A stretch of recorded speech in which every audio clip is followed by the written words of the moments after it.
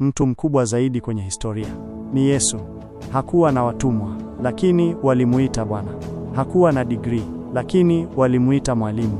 Hakuwa na madawa, lakini walimuita mtabibu na mponyaji. Hakuwa hata na jeshi, lakini mfalme alikuwa akimwogopa. Hakushinda vita vyovyote vile vya kijeshi, lakini aliutawala ulimwengu. Hakuwa akiliongoza taifa lolote lile, lakini walimuita mfalme. Hakufanya uhalifu wowote ule, lakini walimsulubisha. Alizikwa kaburini, lakini leo yupo hai. Ufalme wake sio wa ulimwengu huu, lakini umelala ndani ya mioyo ya wote wanaoamini. Aliongelea upendo na msamaha, na maneno yake yamewabadilisha watu wengi.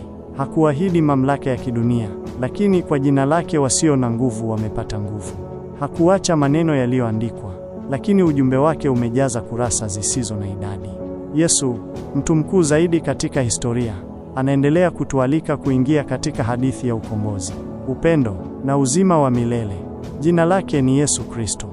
Kama unaamini katika ujumbe huu, comment amen na share kwa mtu mwingine unayempenda.